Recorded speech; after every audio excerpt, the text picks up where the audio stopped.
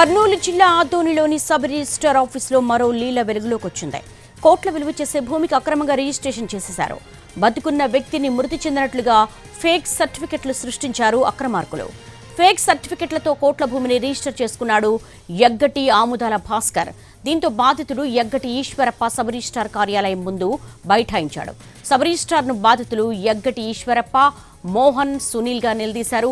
అక్రమ రిజిస్ట్రేషన్ చేసుకున్న వారిపై పోలీసులకు ఫిర్యాదు చేసిన సబ్ రిజిస్టార్ హాజియా మియా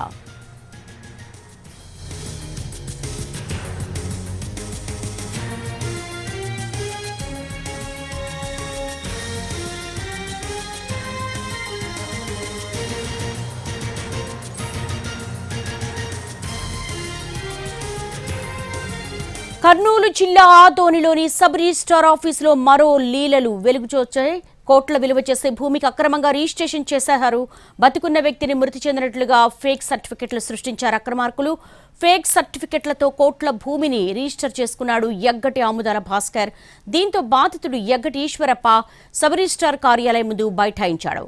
సబ్ రిజిస్టార్ను బాధితులు యగ్గటి ఈశ్వరప్ప, మోహన్, సునీల్ నిలదీశారు. అక్రమ రిజిస్ట్రేషన్ చేసుకున్న వారిపై పోలీసులకు ఫిర్యాదు చేసింది సబ్ రిజిస్టార్ హాజియా మియా.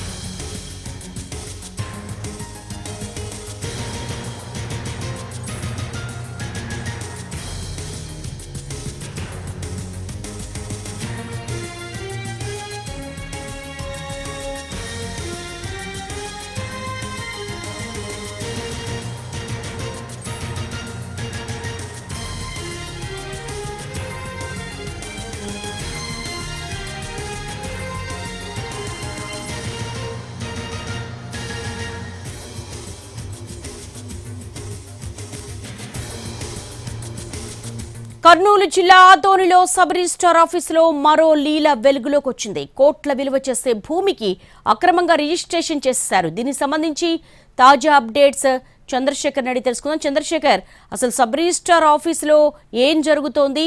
అక్రమార్కులకు సంబంధించి రిజిస్టార్ ఏం చెప్తున్నారు? గుడ్ ఆఫ్టర్నూన్ దేవి. ఆదోని సబ్ రిజిస్టార్ ఆఫీస్ లో అక్రమంగా కోట్ల విలువ చేసే భూమిని రిజిస్ట్రేషన్ చేసుకున్న వ్యవహారం బయటకు వచ్చింది. ఇది మొదటిసారి కాదు, ఇంతకు ముందు కూడా ఇదే పద్ధతిలోనే అక్కడ దాదాపు 2 కోట్లు విలువ చేసే భూమిని అక్రమంగా రిజిస్ట్రేషన్ చేస్తున్నారు. తాజాగా బతికున్న వ్యక్తిని చనిపోయినట్టు నకిలీ సర్టిఫికెట్లు సృష్టించి అక్రమంగా భూమి రిజిస్ట్రేషన్ చేసుకున్న వ్యవహారం బయటపడింది. ఈ విషయం పైన సబ్ రిజిస్టార్ పోలీసులకు ఫిర్యాదు చేశారు. యగ్గటి ఆముదాల భాస్కర్ అనే వ్యక్తి నకిలీ సర్టిఫికెట్లతో భూమిని రిజిస్ట్రేషన్ చేసుకున్నారు. ఈ విషయం తెలిసి యగ్గటి ఈశ్వరప్ప బాధితుడు ఎవరైతే భూమి యజమాని ఉన్నారో ఆయన సబ్ రిజిస్టార్ ఆఫీసు వద్దకు వెళ్లి ఆందోళనకు దిగారు. ఈ నేపథ్యంలో జరిగిన అక్రమాలను ప్రస్తుతం ఉన్న సబ్ రిజిస్టార్ గుర్తించి పోలీసులకు ఫిర్యాదు చేశారు. వీటిని అంటే ఈ రిజిస్ట్రేషన్ ను రద్దు చేస్తామని హామీ కూడా ఇచ్చారు.